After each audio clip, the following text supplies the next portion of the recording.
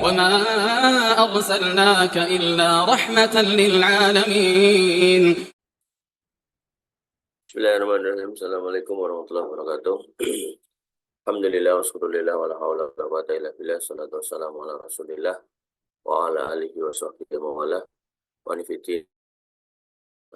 Syukur kepada Allah Subhanahu wa taala yang masih kita bisa bertemu lagi untuk melanjutkan perjuangan kita, yaitu memahami agama ini, wabil khusus masalah fikih muamalah melalui beberapa kitab yang kita sudah susun, mungkin 15 lebih ini, atau mungkin 20-an. Insya Allah nanti kita selesaikan kitab ini hari ini dan kita lanjutkan kitab berikutnya sampai selesai satu kitab lagi. Jadi persiapkan matanya, kopinya, ngantuk silakan raup. Cuci muka kurang mantap ya mandi. Mandi biasa kurang efek sama mandi junub sekalian kalau perlu. Manifestina dan ya Allah ayyakum. Kita sampai di kaidah 8. Kaidah 8 ini menjadi kaidah terakhir kalau nggak salah. Kaidah terakhir. Nah, memang bunyi kaidahnya itu agak beda-beda, tapi intinya sama. Jadi di sini menggunakan istilah al-muslimuna inda surutihim fil muamalah. Orang-orang Islam ya itu tergantung pada syaratnya dalam hal muamalah. Nah, di dalam kitab lain dikatakan al-muslimuna ala surutihim. Udah gitu aja.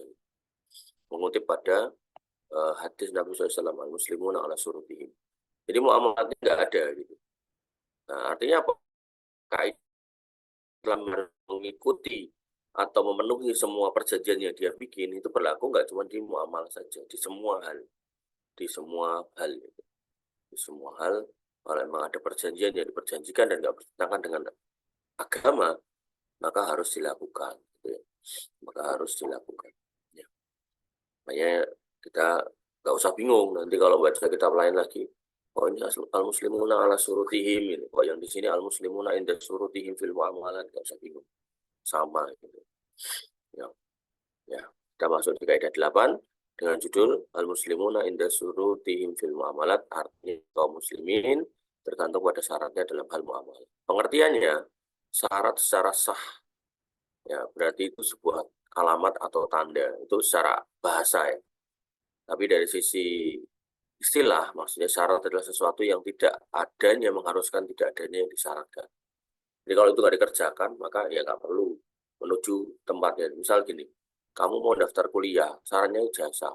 Kamu nggak punya ijazah, ya kamu nggak bisa bayar nggak bisa daftar kuliah. Dah. Artinya syarat kalau nggak dipenuhi, maka kamu nggak akan bisa mencapai apa yang dipersyaratkan itu. Ya. Kamu ngelamar wanita, syaratnya misal dari walinya minta kamu sebagai laki-laki kerja. Kamu belum kerja, ditolak, ya jangan marah. Orang tuanya mensyaratkan kerja kok. Ya. Jadi kita harus paham bahwasanya persyaratan itu memang diperlukan untuk mencapai suatu tujuan. Agar apa? Agar nanti tujuan itu dijalankan dengan sebaik-baiknya. Dalam konteks wanita tadi, ya agar anak gadis seorang wali ini atau adiknya atau saudara perempuannya ini diopeni dengan benar itu. Dia perlu ketenangan itu, memastikan bahwasanya saudara saya atau kemudian anak saya itu diurusi dengan benar. Ya nggak harus kemudian kerja yang gimana-gimana, nggak harus. Misal kamu udah punya kerjaan dagang, nggak apa-apa, itu juga kerjaan. Ya, kan berarti terus, oh harus jadi direktur lah, harus jadi tidak. Kemudian secara bahasa itu kadang digunakan sebagai asrotus sa'at, syarat-syarat terjadinya kiamat. Gitu. Kalau diterjemahkan syarat ya, tapi akhirnya terjemahnya tanda-tanda. Artinya apa? Kiamat besar itu akan terjadi sampai syarat terjadi. Misal contohnya apa di gunung atau di bukit dibangun rumah-rumah yang tinggi-tinggi. Oh kamu udah lihat itu ya berarti udah makin dekat ke arah kiamat. Kemudian munculnya para homo, lesbian, bencong-bencong gitu kan. Kalau udah lihat itu berarti udah makin dekat. Terus munculnya orang-orang yang banyak hafalan Quran tapi nggak paham yang dihafalkan itu isinya, ngejar tahfidnya doang. Kalau mulai muncul kayak gitu, ya kamu ketemu kayak gitu berarti kiamat makin dekat. Masjid dibangun indah-indah tapi kosong isinya. Nah itu Kalau munculnya seperti itu ya berarti itulah yang mulai terjadi. Maka itu menjadi syarat terjadi kiamat. Maka tapi diterjemahkan dalam bahasa Indonesia sebagai tanda. Sebenarnya ya bisa ya syarat lebih bagus. Berarti makna kaidah ini adalah bahwa seorang muslim itu dalam keadaan bermuamalah wajib menjalankan syarat telah sepakati antara dia dengan yang lainnya. Ini kamu udah sepakat wajib ya ditaati. Selagi syarat itu tidak bertentangan dengan ketetapan Allah dan Rasulnya. Artinya kalau itu nggak bertentangan dengan Al-Quran dan hadis. Sekali lagi orang Islam tuh kalau berpegang pada agamanya itu ya Al-Quran dan hadis. Kamu mau berpegang pada Allah dan Rasulnya, kamu nggak bisa ketemu Allah, kamu juga nggak ketemu Rasul, Rasul sudah wafat gitu kan. Maka tentu ya peninggalan Allah dan Rasulnya yang kita pegang. Sebagaimana sabda Nabi SAW, taraktu fikum amro ini lantandilu matamasaktum bima kitabullah wa sunnati. Aku tinggalkan dua hal yang kalau kamu pegang kamu nggak akan sesat, yaitu Al-Quran dan Sunnah. Jadi jangan kemudian kalau ada tulisan gini, oh berarti kudu ketemu Allah. Ini orang nggak paham. Karena kalau sebuah syarat itu bertentangan dengan ketentuan Allah dan Rasulnya, maka nggak boleh ditepati. Oh, kamu boleh tak terima lamaranmu mas, tapi kamu syaratnya harus minum minuman keras, itu nggak boleh. Ya, jadi jangan kemudian berpegang pada kaidah, lu syarat kan wajib dipenuhi, oleh karena itu maka diminta apapun aku ya siap, nah ini nggak bisa. Harus dilihat gitu ya, syaratnya apa nih gitu kan. Kayak anak-anak muda mau daftar geng syaratnya harus baca orang ya, ini kan ngawur gitu. Ya, dari mulai gengnya ini geng apa nggak jelas, otomatis ini kumpulan orang-orang nggak jelas, kemudian syaratnya adalah harus menganiaya orang, tambah nggak jelas lagi. Maka sebagaimana sabda Rasulullah SAW, manis taroto syarton laisa fi kitabillahi fahuwa batil. Barang siapa yang beri syarat yang tidak terdapat dalam kitab Allah, maka syaratnya menjadi batil. Ini kaidah lagi. Bahkan ini hadis, tapi ya dalam beberapa kitab itu dimasukkan dalam kalimat kaidah. Bahkan di sini dikatakan wa ini staroto mi'ata syartin. Bahkan kalau syarat itu ada 100 sekalipun, kalau semua menentang Allah dan Rasulnya, batal. Gitu. Syartullah ahaqqu wa awsaq. Maka syarat kepada Allah Subhanahu wa taala yang memenuhi perintah Allah itu lebih benar dan lebih kuat untuk dijalankan ya. Jadi jangan pernah bikin syarat yang aneh.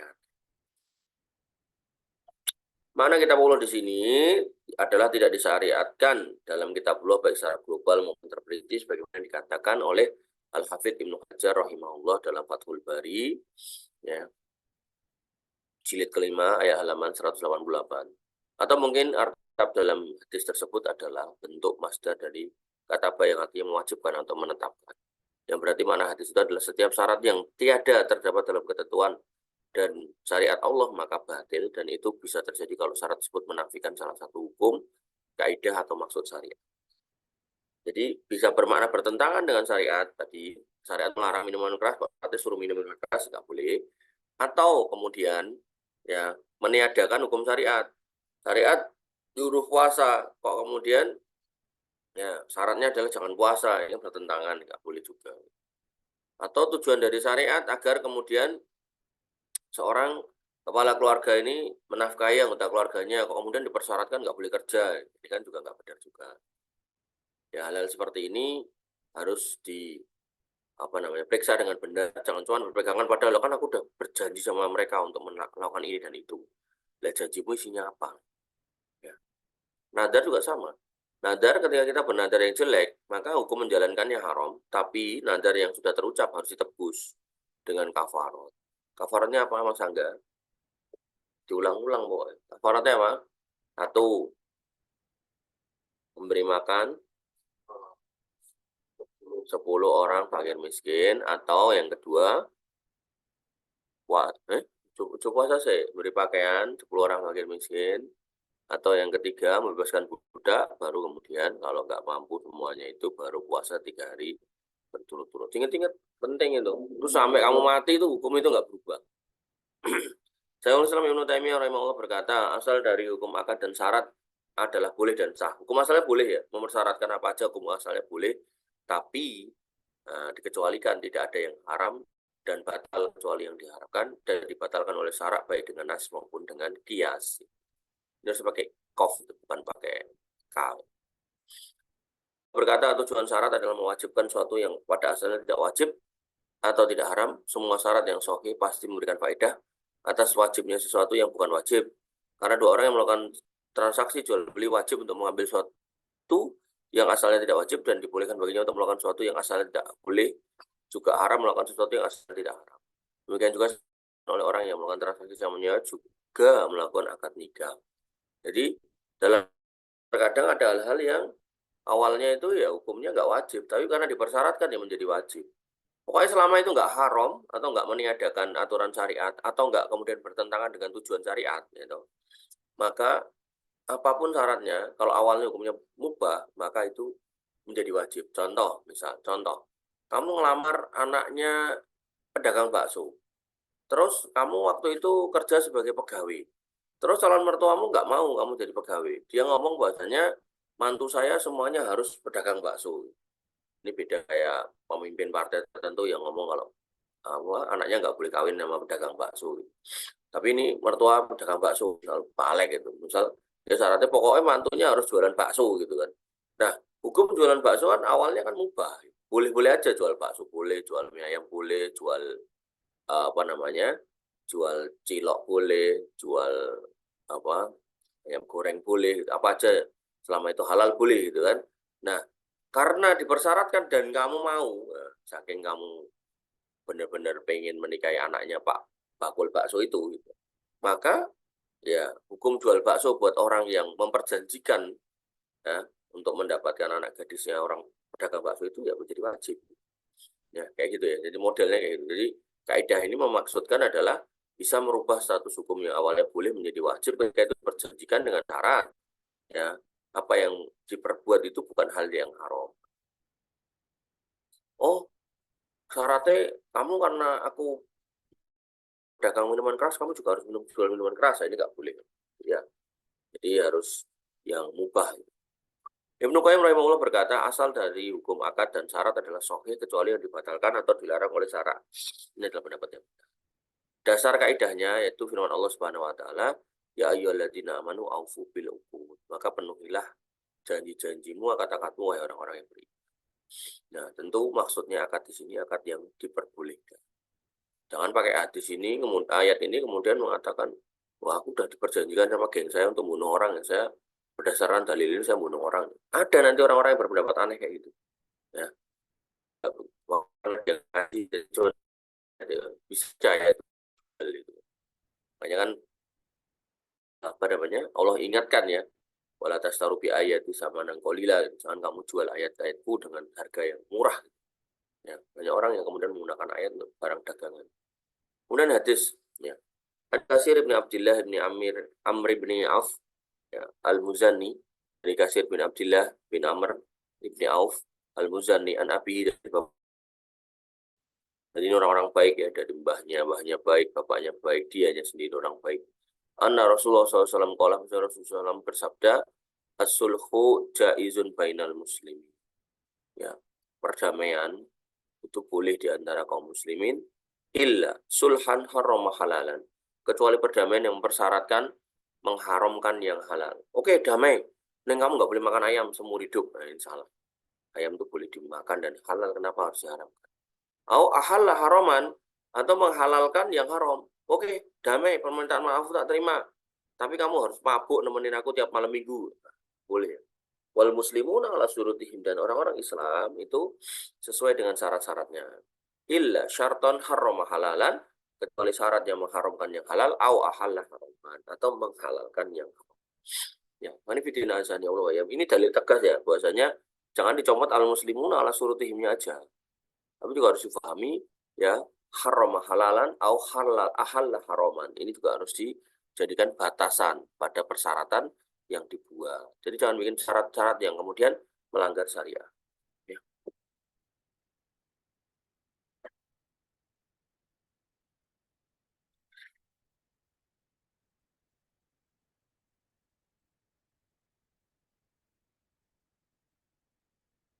Nanti ada kisah 3 orang pemuda yang dia terjebak dalam gua.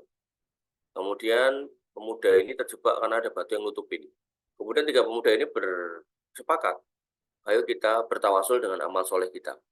Kita ngomong sama Allah, kita udah berbuat amal soleh ini dan itu, nanti kemudian kita gunakan itu sebagai tawasul untuk kemudian agar Allah bukakan pintu gua ini dan kita bebas. Nah, salah satunya adalah pemuda yang kaya.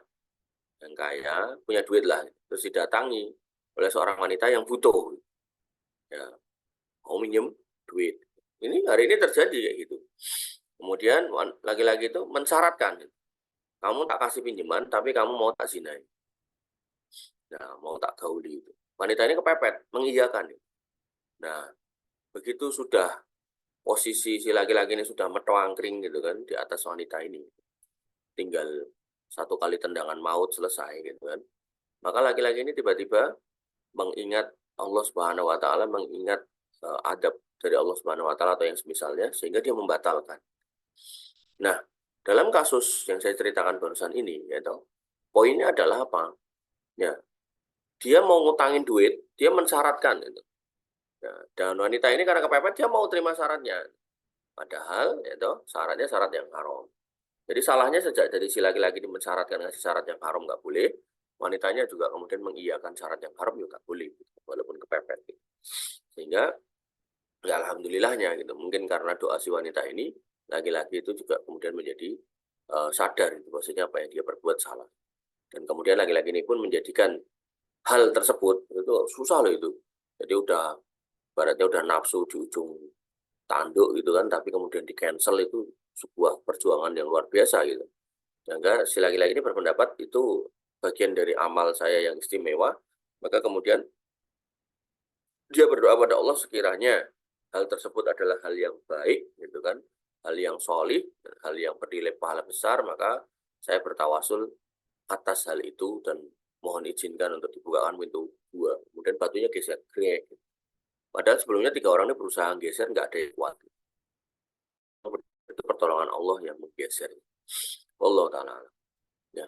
Makanya kamu kalau dalam kondisi terpepet, entah nggak punya duit, entah usaha lagi bangkrut, entah banyak utang, banyak masalah, ya ingat itu amal perbuatanmu yang gede itu apa gitu kan, kemudian sampaikan sama Allah, ya Allah aku dulu pernah gini gini gini gini gini gitu kan, misal pernah nolongin orang kentir di laut sejauh 1 kilo, kamu berenang buat selamat kempu bawa balik, itu kan luar biasa, nggak iso gitu kan, daerah tahu ya bingung ya. Saya pernah menyelamatkan semut kecemplung di kopi saya, nah itu kurang apa istilah, kurang istimewa gitu. Jadi harus amal yang istimewa, makanya jadi manusia itu biasakan berbuat yang istimewa, nek mung lah berbuat ala kadare tangi turu mangan bar mangan terus ning WC terus baru iki turu neh akeh tunggale pedus ya ngono. Maka biasakan jadi orang tuh punya punya karya yang istimewa, punya hal yang luar biasa gitu ya. Apa gitu loh. Nah, apa itu nanti bisa buat cadangan kamu kalau dalam kondisi kepepet, kamu tak tolong sama Allah pakai itu. Itu tawasul yang benar. Sebagian orang atau banyak orang tuh nggak punya amal istimewa terus tawasulnya golek kuburan, nah ini salah ya. Kalau itu benar, para sahabat tuh udah tiap hari itu ngantri di depan kuburan Nabi, nggak pernah mereka melakukan itu ya. Sehingga apa yang terjadi di sekarang ini itu luar biasa itu. Minimal itu wasilah ke kesyirikan, parah lagi mereka kalau minta ke kuburannya ya bisa jadi kesyirikan juga ya. Hati-hati makanya ya. Kemudian masuk di selanjutnya hadis, dalil hadis dari Bariroh Maula Aisyah, bekas budak dari Aisyah radhiyallahu anha. Dari Aisyah radhiyallahu anha beliau berkata, Bariroh datang kepadaku seraya berkata, saya telah melakukan mukatabah kepada tuanku untuk bayar dengan 9 uqiyah. Mukatabah ini menebus dirinya dengan nyicil. Ya, perjanjiannya dia 9 uqiyah dan saya bayar setiap tahun 1 uqiyah. Nah, maka bantulah aku. Jadi dia datang kepada Aisyah radhiyallahu anha, ibunda kaum muslimin, untuk kemudian minta dibantu. Saya menjawab, jika tuanmu ingin saya bayar kontan pada mereka, namun walakmu untukku, maka akan aku lakukan. Nah, artinya kalau kemudian tak bayar kontan, terus nanti kamu statusnya adalah mau laku. Jadi budak itu kalau dibebaskan oleh tuannya, ya toh, maka tuannya itu menjadi maulanya, menjadi orang yang pernah walaknya, orang yang pernah membebaskannya gitu. Nah, budak itu menjadi maula, orang yang terbebaskan itu. Nah, nanti ada konsekuensi syariat. Konsekuensi syariat itu apa? Nanti kalau budak ini mati, nggak punya anak turun, warisannya itu dapat kepada orang yang pernah membebaskannya. Nah, maka Aisyah berkata, tak bayar nek tuanmu itu, ning status maulamu itu buat saya walakmu gitu. Maka Badar pergi kepada tuannya dan menyampaikan hal itu padanya, namun ternyata dia menolak, tuannya nggak mau. Akhirnya datanglah Badar kepada Aisyah, dan pada saat itu Rasulullah SAW sedang duduk-duduk dengan beliau. Dia berkata, saya telah menyampaikan hal itu pada tuanku, namun mereka tidak mau kecuali kalau walakku milik mereka. Artinya tuannya pinter, kowe pengen bebaskan dirimu, bayaran cicilan 9 ukiah, nek lunas yo aku sebagai walakmu, kamu mau laku, jangan orang lain. Maka Aisyah mengabarkan hal itu kepada Rasulullah SAW, lalu beliau bersabda, bayarlah dan syaratkan bahwa maulanya milikmu, karena wala itu milik yang memerdekakan. Nah, jadi apa yang diminta tuannya itu salah. Yang benar adalah siapa yang membayari untuk bebas, itu dia yang menjadi walaknya. Budak itu menjadi maula dari orang yang membebaskan. Nah, tuannya nggak membebaskan, artinya kamu tak bebaskan tapi dengan jalur mukatab, bayar dirimu sendiri. Berarti kan sebenarnya pembebasannya itu ditebus dirinya sendiri. Kok yang nebus adalah Aisyah radhiyallahu anha, berarti walaknya kembali kepada Aisyah, bukan kepada tuannya. Nah, kecuali tuannya ngomong, ya wis kita bebas ke, rasa bayar apa-apa. Nah, maka dia adalah walak. Lalu Aisyah pun melakukannya, kemudian Rasulullah SAW berdiri berkhutbah di hadapan manusia. Beliau memuji Allah Subhanahu wa taala, kemudian bersabda, amma ba'du, kenapa ada orang yang membuat suatu syarat yang tidak terdapat dalam kitabullah? Semua syarat yang tidak terdapat dalam kitabullah maka batil, meskipun 100 syarat, karena ketentuan Allah lebih benar dan syarat lebih kuat. Sesungguhnya wala itu milik orang yang memberikan. Jadi ini hadis yang di atas ini loh. Ya, mana tadi? Nah ini. Manistaroto sarton, barang siapa yang buat syarat atau laisa fi kitabillah, di dalamnya nggak terdapat dalam Al-Quran, bahwa batil, dia batil. Wa ini staroto mi'ata syartin, walaupun syarat itu adalah 100 syarat. Syartullah ahaqqu wa awsaq. Syarat Allah lebih benar dan lebih kuat. Ya, jadi ini dalil, sebenarnya syarat itu harus mengikuti aturan yang sudah ada, jangan bertentangan. Hadis Jabir bin Abdillah, dari Jabir bin Abdillah, bahasanya beliau berjalan naik seekor unta, lalu unta itu kecapean. Maka Jabir ingin untuk melepaskannya, karena untanya capek, pengen diculki. Maka Rasulullah menyusulku dan mendoakan untukku, lalu beliau memukul unta tersebut, maka dia pun langsung berjalan sehat. Padahal dia belum pernah berjalan seperti itu sebelumnya. Lalu Rasulullah SAW bersabda, jualah unta ini kepadaku dengan harga 1 ukiah. Saya menjawab tidak. Rasul bersabda lagi, jualah kepadaku. Maka akhirnya saya pun menjualnya dengan 1 ukiah, namun saya mensyaratkan untuk saya pakai hingga sampai ke keluarga. Jadi syaratnya kan baru perjalanan, untanya kekeselan gitu, kemudian Nabi jualan untamu ke saya. Terus ya boleh tak jual ke jenengan, tapi tak pakai dulu sampai tujuan ya, daripada nanti saya harus jalan. Maka tatkala saya sudah nyampe, saya pun membawa unta tersebut kepada Rasul, lalu beliau membayarnya kontan. Kemudian saya pulang, tidak berselang lama Rasul berkata, apakah kamu mengira saya menawar untuk membeli untamu? Ambillah untamu sekaligus uang ini semua milikmu. Jadi Nabi itu istilahnya apa ya? Ini bercandaan Nabi nih. Jadi kalau mau bercanda itu jangan bercanda-bercanda yang dusta kayak stand up comedy yang nggak paham agama itu ya. Jadi dia bercanda ngecek-ngecek nama Nabi salahnya. Ini bercandaan Nabi nih. Tapi bercandaannya serius. Yaitu apa? Nabi menawar unta dengan harga murah 1 ukiah. Nah, Jabir awalnya nggak mau, tapi Nabi maksa. Ya, 1 ukiah wae lah. Nah, lama-lama kan sungkan dong si nawar Nabi. Ya sudah, tapi saya tak bawa pulang dulu, biar saya sampai di keluarga saya baru nanti tak kasih ke jenengan. Nah, begitu udah dikasih ke Nabi, kemudian Nabi mengatakan, emang gue pikir aku ki arep tuku untamu ki murah ngono. Murah yo. Nyoh ki untamu baleke iki duit TPN. Malah dikasih duit sama untanya.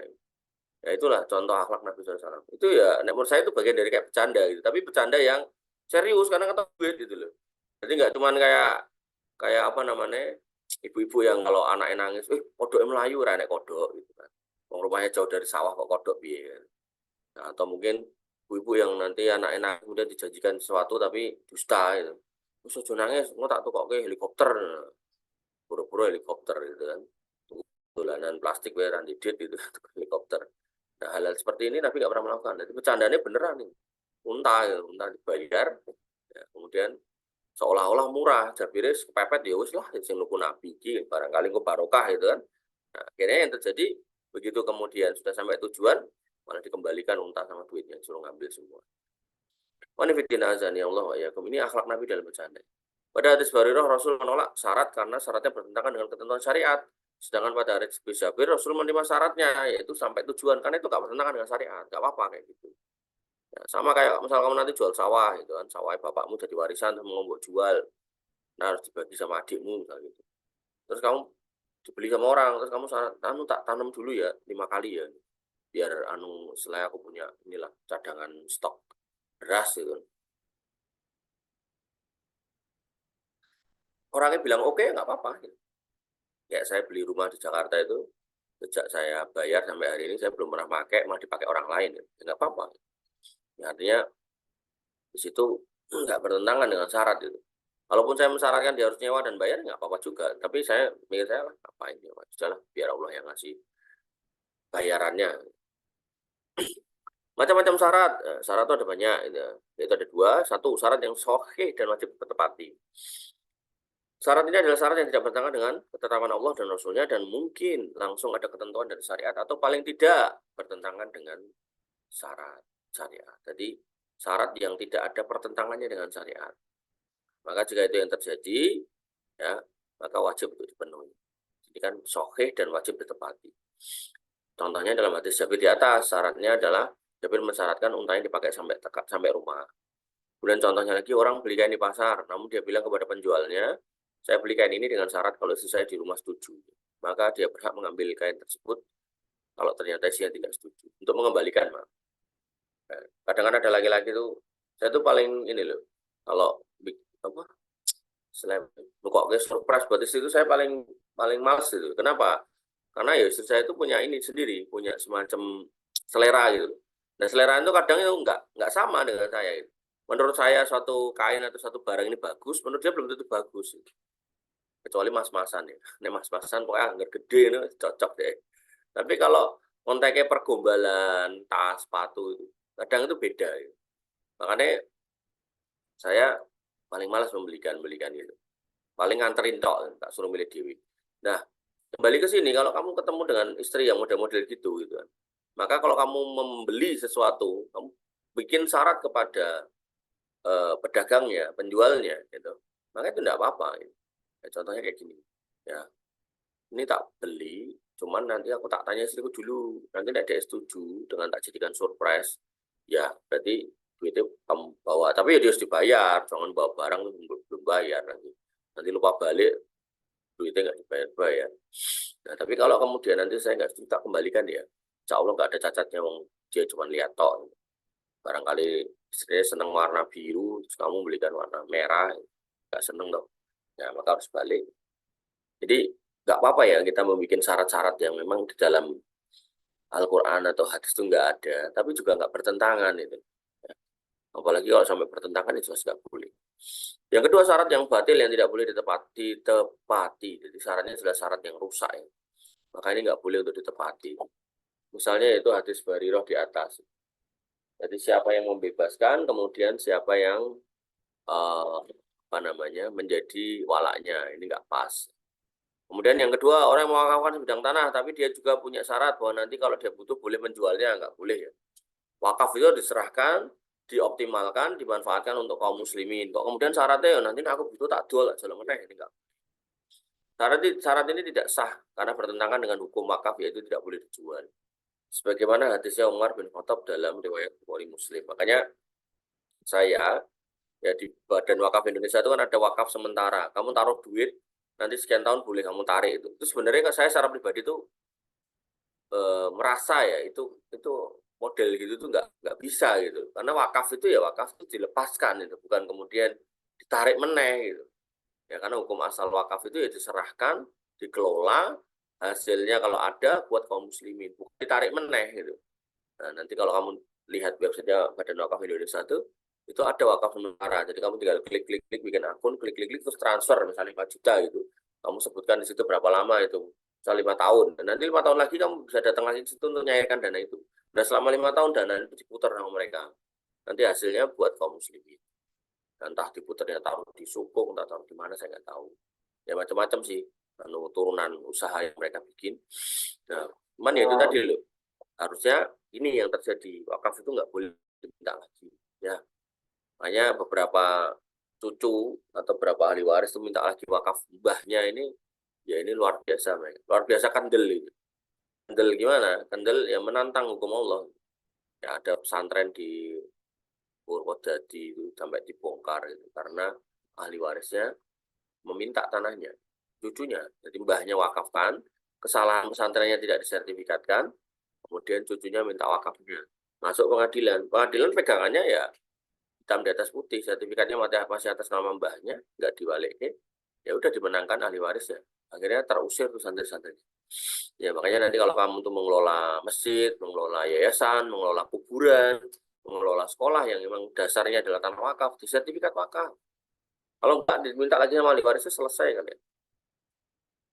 Dan wakif itu boleh minta lagi wakafnya dengan catatan si maukuf alaih siapa namanya si nadirnya, maaf, si nadirnya pengelola wakafnya nggak amanah.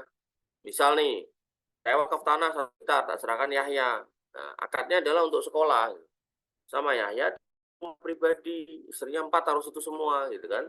Nah, saya nggak terima dengan itu, saya gugat ke pengadilan, bisa saya minta lagi. Tapi pas tak minta bukan berarti terus tak jual, bukan berarti terus tak pakai secara pribadi, nggak, itu tetap harus diwakafkan lagi gitu. Paham ya? Jadi tanah wakaf kembalinya ke wakaf, tapi kemudian ya harus dikelola lagi untuk wakaf, bukan kemudian untuk pribadi. Oh karena nadirin nggak mau, tak jaluk meneh tak kayak anak cucuku biar buat bangun rumah, nggak bisa. Wakaf itu nanti serahkan kepada Allah. Maka orang yang membeli mangga, namun si penjual berkata, saya jual mangga ini padamu dengan syarat jangan kau makan. Ini nggak boleh. Oh namanya beli kok syaratnya jangan dimakan ya. Atau misal orang beli kambing, gitu. Saya beli kambingmu, ya tak jual ke kamu. Syaratnya nanti kambingnya tolong kamu bikin tiap hari ya. Ini nggak boleh menganiaya kambing. Kemudian selanjutnya, beli kita penjual berkata dengan syarat jangan kau baca ya. Nggak boleh juga. Nih kamu, aku beli berasmu, ya tak jual ke kamu. Nih kamu jangan makan nasinya ya. Loh, piye gitu. Bisa. Iya, jangan makan nasinya. Beras kalau dimasak jadi nasi. Jadi kamu kalau mau makan ya dimakan beras saja. Memang aku ayam, nggak bisa. Nah, hal seperti ini nggak boleh terjadi. Allah Ta'ala alam. Itu akhir dari bab terakhir 8, kita masuk di penutup. Ini adalah beberapa pokok dalam fikih muamalah, maka pahami dan perhatikan setiap kita bertransaksi muamalah, jangan sampai semangatnya nyari rezeki tapi melanggar aturan sang pemberi rezeki. Nah, mungkin boleh nafkah anak bojo, apa usahamu? Yang pitik, nah, ya SBY, apa ya berkah mungkin. Sadarilah bahwa rezeki di tangan Allah, Allah yang menentukan menjadi kaya atau miskin, maka tugas manusia hanya berusaha mencari yang ditetapkan oleh Allah. Ya itu kayak kisah Nabi Musa yang selalu saya ulang-ulang ya. Yang menolong itu Allah. Musa itu cuma wasilah untuk mendapatkan pertolongan dengan cara mengetokkan tongkat. Tuk, terbelah lautan. Maka pemberi rezeki itu Allah. Wasilahnya ya kamu kerja, kamu usaha. Gak punya kerjaan, usaha. Gak punya usaha, buruh. Nah, gak punya buruh, ngapa ndakon-ndakon lemah. Insya Allah dapat lah. Tapi kalau kemudian meneng ini ngomah, kon kerja, kon dagang wegah, kon ngangkon wedhus wegah, minggu pitik wegah gitu. Ning karepe ndek ditokeh gitu kan. Itu ya oke tunggale, tapi itu enggak benar juga kayak gitu. Ya. Yakinlah bahwa yang ditentukan oleh Allah menjadi rezekimu tidak akan pernah luput meskipun engkau mencarinya dengan yang halal. Jadi orang itu kalau kemudian berprasangka Allah akan mencukupi saya dari jalan halal, ya insya Allah ketemunya jalan halal. Sebaliknya bahwa yang tidak ditetapkan oleh Allah untukmu tidak akan pernah kau dapatkan selamanya meskipun jutaan cara haram kau tempuh. Jadi kalau kemudian kita menjalani jalan haram, berharap kayak orang-orang itu, ya kalau emang Allah nggak berketetapan rezeki kita bukan itu, ya nggak akan pernah terjadi. Pena telah kering, kitab takdir telah dilipat, artinya apa? Tulisan takdir kita, rezeki kita itu sudah ada. Ya, jadi kita tinggal jalani hidup kita dengan semangat. Nah, gitu aja. Ani bin Mas'udin qala dari Ibnu Mas'ud beliau berkata, qala Rasulullah SAW bersabda, "Inna ruhal qudusi nafasa fi ru'i anna nafsan lan tamuta hatta tastakmila ajalaha." Sesungguhnya Roh Al-Qudus nafasa fi ru'i, apa ini? Jibril menyampaikan bahwa hatiku, bahwa seorang jiwa tidak akan menyampaikan dalam hatiku ru'i. Sesungguhnya Rohul Kudus Jibril nafasa fi ru'i telah menyampaikan dalam hatiku. Nabi SAW jadi kayak semacam dapat ilham. Anna nafsalan tamut, bahwasanya seorang jiwa itu nggak akan mati hatta tastakmila ajalah, sampai kemudian terpenuhi ajal. Ya. Ajal di sini disebutkan apa? Umur. Watas tau iba rizkoha, dan terpenuhi juga tercukupi rizkinya. Kalau masih ingat apa itu berapa hari dagang seafood gak laku mati. Matinya bukan karena kelaparan, ada yang dimakan di rumah. Cuman jatah rezekinya dari dagang seafood itu nggak ada. Jadi benar-benar kayak ngamalkan atau apa ya, proses terjadinya itu kayak ngikuti hadis ini. Jadi kalau udah sempurna umurnya, udah sempurna rezekinya, udah dikasihkan semua sama Allah kepada yang bersangkutan, kepada kita, ya wis, berarti wayai mati. Makanya kalau kamu masih ingat, ya toh, Nabi minta kita supaya bersyukur itu karena apa? Asbaha aminan, bangun dengan kondisi aman, terus kemudian apa? Ada yang dimakan, kemudian sehat. Kalau itu masih ada, ya berarti kita masih hidup gitu loh, masih bisa bertahan. Tapi kalau itu udah nggak ada, ya aman udah nggak ada, sehat udah nggak ada, makanan udah nggak ada, maka mungkin udah sempurna umur kita dan mungkin udah sempurna juga rezeki kita. Selesai. Teman saya yang kemarin mati 40 tahun tuh, dia nggak bisa makan pakai mulut, dia pakai selang. Itu selama 3 bulan terakhir loh, nggak salah. Itu istrinya cerita kalau kemudian dia ya pengen banget makan, kan udah nggak bisa. Sampai akhirnya benar-benar nggak bisa makan. Jadi sel-sel kankernya membuat apa ya istilahnya, pencernaan itu kayak nggak bisa mengolah gitu, berhenti memproses. Coro mesin mobil atau motor tuh pistonnya nggak bisa gerak gitu, jadi otomatis nggak ngesok gitu, jadi nggak bisa ubah gitu. Akhirnya mati. Nah, nggak usah khawatir, selama kamu masih ada gitu, bangun masih bisa, terus badan nggak panas, maksudnya nggak dalam posisi sakit, kamu ke belakang lihat masih ada beras, ya, ada air, ya, berarti kamu jatah hidup hari ini masih bisa. Itu kamu harus bersyukur. Ya, sesimpel itu orang Islam. Fattakullah, maka bertakwalah kepada Allah, wa atsmilu fit tolab, dan perbaikilah cara mintamu. Wala tahmilanna ahadakum istibta'ur rizq. Jadi kamu diminta untuk berdoa dengan cara baik. Jangan doa sambil lari, nanti kabulkan marah-marah. Aku udah berdoa, tapi nggak dikasih-kasih gitu. Wala yahmilanna ahadakum istibta'ar rizq, dan jangan lambatnya rezeki membuat kalian mencari jalan. Mencari jalan apa? Ayat luba bimaksiatillah. Kamu malah bermaksiat. Ada orang-orang kayak gitu. Ya ono ya ini aku nang masjid, orang sugih-sugih, wis saya aku tak arane masjid. Akhirnya bener dikasih rezeki sama Allah. Itu namanya istidraj. Karena jalan ke masjid itu yang benar, jalan yang nggak ke masjid itu yang salah.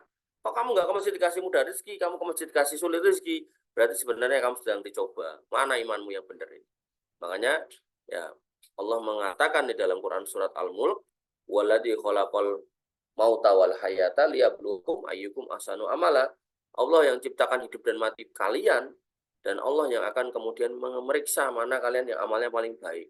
Kalau kamu udah tahu gitu kan, mabuk itu salah, kok pas kamu nggak mabuk kamu susah hidupmu, pas kamu mabuk kok rezeki banyak gitu kan, maka sebenarnya itu istidraj. Sanastadrijuhum min haitsu la ya'lamun. Akan kami buat dia teristidrat dengan jalan yang dia nggak sadari. Hati-hati loh. Allah Ta'ala la yunadu ma indahu illa bito'ah. Sesungguhnya Allah Subhanahu wa Ta'ala tidak akan bisa apa yang di sisi Allah itu tidak akan bisa diterima atau tidak akan bisa diperoleh kecuali dengan jalan ketaatan. Nanti kamu nggak bisa kemudian dikatakan baik rezekimu kalau nggak jalannya ketaatan. Allah Ta'ala.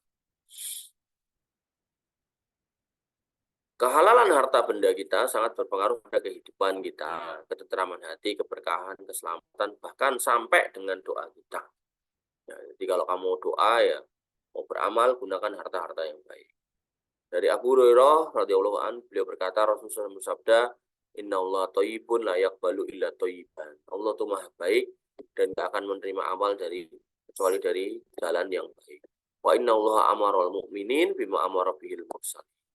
Sesungguhnya ya Allah sudah perintahkan orang-orang beriman ya, sebagaimana Allah perintahkan kepada para nabi, para rasul dengan firman-Nya ya ayyuhalladzina amanu ya ayyuhar rusul wahai para rasul kulu minat thayyibati wa'malu sholihat. Maka makanlah hal-hal yang baik dan beramalah yang soleh. Jadi amal yang baik atau makan makanan yang baik itu kemudian menyebabkan amal baik. Kalau makanannya makanan haram, maka otomatis dia akan malas beramal solih. Inni bima ta'maluna alim, sesungguhnya aku Allah atas apa yang kalian lakukan maha tahu. Allah kemudian berfirman, ya ayyuhalladzina amanu kulu min thayyibati ma razaqnakum. Orang-orang yang beriman, makanlah dari hal-hal yang baik yang kami beri rizki kepada kalian. Kemudian Rasulullah SAW menyebutkan kisah seorang laki-laki yang rambutnya kusut, penuh debu, menengadahkan tangan ke langit dan berdoa, ya Robbi. Nah, tapi makanannya haram, minumannya haram, dan tumbuh dari makanan yang haram, gitu kan. Maka kemudian Nabi SAW mengatakan, fa'anna yustajabulah. Mana mungkin orang yang bergelimang dengan makanan haram, minuman haram, dan pekerjaan haram, kok doanya terkabul. Makanya dalam hadis tentang anak, tentang amal jariah, seorang itu amalnya terputus kecuali 3, salah satunya waladun solihun yad'ulah, yaitu doanya anak soleh. Anak soleh itu siapa sih? Yaitu anak yang kemudian dia berusaha mencari rezeki yang halal dan menggunakannya di jalan yang benar. Ya, anak yang soleh aja kadang lupa doakan orang tua. Gitu. Makanya kalau anak kemudian nggak sholat gitu ya, mimpi kalau doanya terkabul. Terutama lagi di alam akhirat. An Abi Barzat al-Aslami, dari Abi Barzah al-Aslami, qala, beliau berkata, qala Rasulullah SAW, Rasulullah bersabda, la tazulu qadama abdin yaumal qiyamah, tidak tergerak, gitu kan, tidak berpindah kaki seorang hamba pada hari kiamat, hatta yus'ala umrihi, sampai ditanyakan tentang umurnya, fima afna. Dulu masa mudamu ngapain Habibi, gitu kan, main game aja, gitu, atau ngapain, gitu. Wa an ilmihi fima fa'al, dan dari ilmunya fima fa'al, kamu sekolah buat apa Mas Angga, gitu. Apa buat nyurangi masyarakat, buat korupsi. Wa an malihi min aina iktasaba wa fima anfaqo, dan dari hartamu ditanya, kamu dapat dari mana Syafi'i, korupsi atau kemudian kamu kerja yang benar, gitu.